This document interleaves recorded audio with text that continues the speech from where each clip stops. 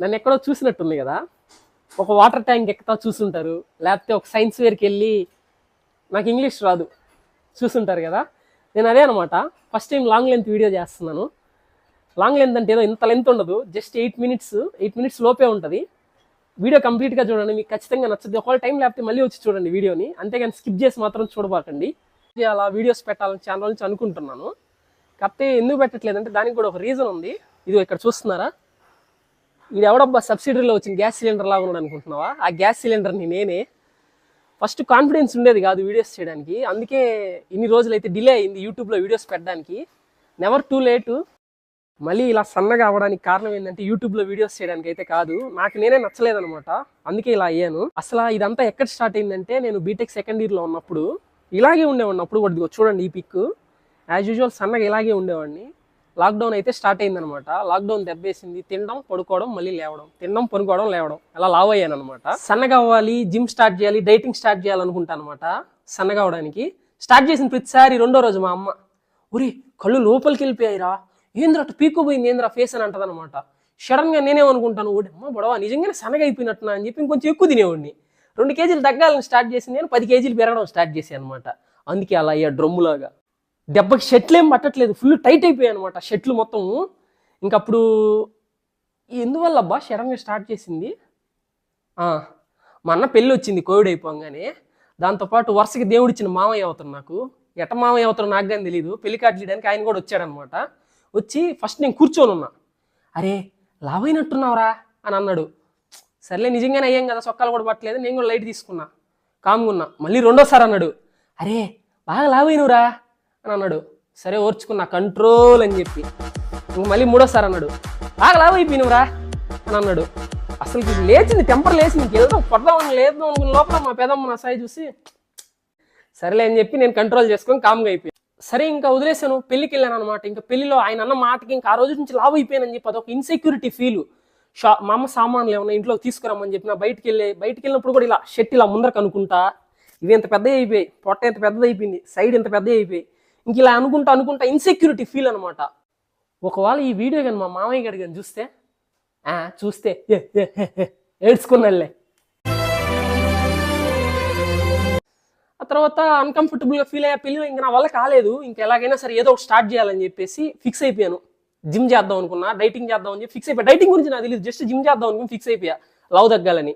ఆ తర్వాత ఏందబ్బా మర్చిపోయానా,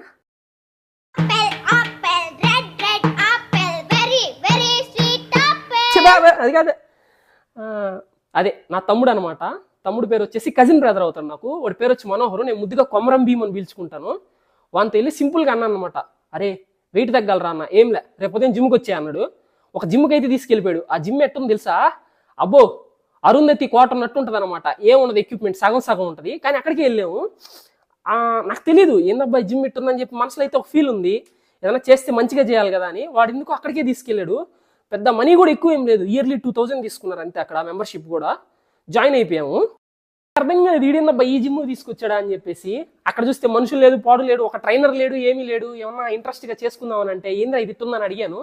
వాడిని అడిగితే అప్పుడు చెప్పాడు అనమాట, కాస్ట్లీ జిమ్కి వెళ్తే ట్రైనర్లు ఉంటారు, డబ్బులు లేక కాదు, అందుకే ఇక్కడ తీసుకొచ్చింది, ఇక్కడ మనల్ని డిస్టర్బ్ చేయడానికి అయితే ఎవరు లేడని చెప్పాడు. అందుకే అక్కడికైతే వెళ్ళామన్నమాట. నిజంగానే అక్కడ ఎవరు లేరు. జిమ్ ఓపెనింగ్ టైంకి వెళ్ళేవాళ్ళం, జిమ్ క్లోజింగ్ టైంకి వచ్చేవాళ్ళమి. అలా అహర్నిశలో కష్టపడి తప్పించి 1 మంత్ పాటు తర్వాత రిజల్ట్స్ చూసాయి ఎంత తగ్గానని చెప్పి. 98.6 ఉండేవాడిని, 98 ఉన్నాను. అప్పుడప్పుడు బాత్రూమ్ వెళ్ళకపోతే పక్క రోజు మళ్ళీ అదే వెయిట్ ఉండేవాడిని. కూర్చొని డిస్కస్ చేసాం. మా తమ్ముడు చూస్తే 4 కేజీలు తగ్గిపోయాడు. అమ్మ జీవితం ఏం రాని అడిగితే అప్పుడు చెప్పాడు, వెయిట్ తగ్గాలంటే జిమ్ ఒక్కటి చేస్తే సరిపోదు, డైటింగ్ కూడా చేయాలి అయ్యా అన్నాడు. ఆ తర్వాత డైటింగ్ కూడా స్టార్ట్ చేశాను. రిజల్ట్స్ అయితే రావడం స్టార్ట్ అయిపోయి 1 మంత్కి 2 కేజెస్ తగ్గాను ఒకసారిగా. ఆ తర్వాత వీక్లీ 2 కేజెస్ 3 కేజెస్ తగ్గడం స్టార్ట్ చేశాను. కార్డియో భయంకరంగా కొట్టేశాను, వెయిట్ అయితే తగ్గిపోయాను. నేను ఎలా అంత తొందరగా వెయిట్ తగ్గానని చెప్పి మీకు కూడా తెలియాలనుకుంటున్నారా? తెలియాలంటే ఇంతసేపు వీడియో చూసావు కదా, నచ్చితే లైక్ చేయి, ఇప్పుడే లైక్ చేయదు, టైం చేయి. ఇలా చూస్తున్నావు కదా వీడియోని, ఇలా తిప్పు, అది అక్కడ ఉంది కదా లైక్, దాన్ని నొక్కు. సబ్స్క్రైబ్ చేసుకున్నావు లేదో చూడు, సబ్స్క్రైబ్ చేసి గంట కొట్టు, ఓకేనా? వీడియో కంటిన్యూ చేద్దాము. స్కిప్ చేసావు కదా ఈ లోపలే, మళ్ళీ స్కిప్ చేయకపోతే థ్యాంక్ యూ.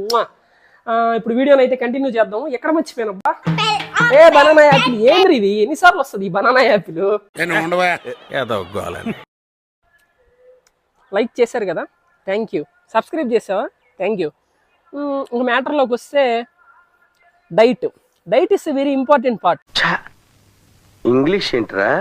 తెలుగులో ఏడవమంటారు కదా, డైటే ఇంపార్టెంట్ అనమాట అన్నిటికంటే.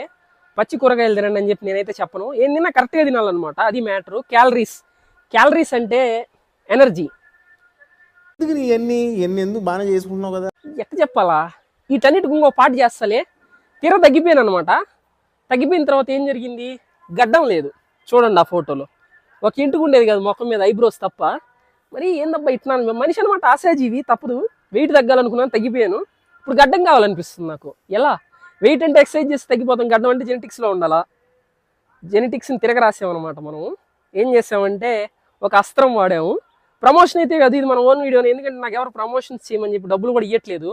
అడిగి చూసాను 2-3 చనడు అవతలకి అన్నారు, మీరు సబ్స్క్రైబ్ చేసుకుంటే వాళ్ళు వచ్చి డబ్బులు ఇస్తారు, ఏదో ప్రోడక్ట్స్ ప్రమోట్ చేసుకుని డబ్బులు సంపాదించుకుందాం. కాదు అట్లా ఓపెన్గా చెప్తున్నాను కదా, దిస్ ఇస్ బిజినెస్. అదనమాట. ఇది ఈ ప్రోడక్ట్ వాడాను, ఇదే ఐటము. మా ఎడిటర్ అంత గొప్పోడు కాదు, పక్కనే వేస్తాడు, ఏళ్ళ మధ్యలో వేయడనమాట. ఇదే ఆ ప్రోడక్ట్. Daily 2 times వాడాలన్నారు. తర్వాత వాడాను, చూసారా ఎలా ఉన్నాను. సేమ్ పండు కోతి లెక్కన ఉన్నావురా. అన్నంగా ఉన్నానా? అమ్మనా టమోటా చిన్ను నాన్న చిన్ను. ఆ తర్వాత గడ్డం కూడా వచ్చేసింది. ఆ తర్వాత చూడ్డానికి నాకు నేనే నచ్చాను అనమాట. నాకు నచ్చితే సరిపోదు కదా, ఇంకో నలుగురికి నచ్చానో లేదో అని చెప్పి టెస్ట్ చేద్దాం అని చెప్పి యూట్యూబ్ స్టార్ట్ చేశాను. ఏదో ఈ మధ్య అమ్మాయిలు తెగ పైన పడి కొరికేటట్టు కామెంట్లు కూడా పెడుతున్నారు. అమ్మో 2-3 కామెంట్లు చూడాలి, వాళ్ళ పేరు లేకుండా కామెంట్లు వరకు వేస్తాం, మీరే చూడండి. అమ్మో నా ఫేక్ అకౌంట్ కాదయ్యా నాయన, ఇది నిజమా? అదిగో చూడండి నా కామెంట్లు ఎట్టున్నాయో. మా అమ్మ, మా సిస్టరు, ఇంకా మా ఫ్రెండ్స్ కూడా కొంతమంది అడిగారు, ఒరే అది నీ ఫేక్ అకౌంటే కదా అని.